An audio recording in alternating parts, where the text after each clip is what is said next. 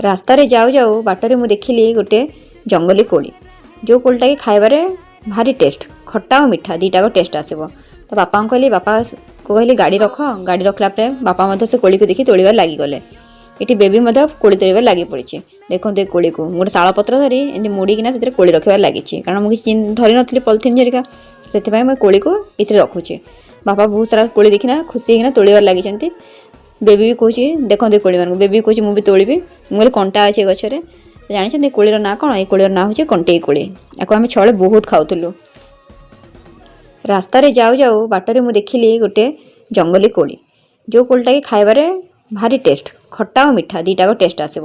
ତ ବାପାଙ୍କୁ କହିଲି, ବାପାକୁ କହିଲି ଗାଡ଼ି ରଖ। ଗାଡ଼ି ରଖିଲା ପରେ ବାପା ମଧ୍ୟ ସେ କୋଳିକୁ ଦେଖି ତୋଳିବାରେ ଲାଗିଗଲେ। ଏଠି ବେବି ମଧ୍ୟ କୋଳି ତୋଳିବାରେ ଲାଗି ପଡ଼ିଛି। ଦେଖନ୍ତୁ ଏ କୋଳିକୁ ମୁଁ ଗୋଟେ ଶାଳପତ୍ର ଧରି ଏମିତି ମୋଡ଼ିକିନା ସେଥିରେ କୋଳି ରଖିବାରେ ଲାଗିଛି, କାରଣ ମୁଁ କିଛି ଧରିନଥିଲି ପଲିଥିନ୍ ଜରିକା, ସେଥିପାଇଁ ମୁଁ କୋଳିକୁ ଏଥିରେ ରଖୁଛି। ବାପା ବହୁତ ସାରା କୋଳି ଦେଖିନା ଖୁସି ହେଇକିନା ତୋଳିବାରେ ଲାଗିଛନ୍ତି। ବେବି ବି କହୁଛି ଦେଖନ୍ତୁ ଏ କୋଳିମାନଙ୍କୁ, ବେବି କହୁଛି ମୁଁ ବି ତୋଳିବି। ମୁଁ କହିଲି କଣ୍ଟା ଅଛି ଏ ଗଛରେ। ଜାଣିଛନ୍ତି ଏ କୋଳିର ନାଁ କ'ଣ? ଏ କୋଳିର ନାଁ ହେଉଛି କଣ୍ଟେଇ କୋଳି। ୟାକୁ ଆମେ ଛୁଆବେଳେ ବହୁତ ଖାଉଥିଲୁ।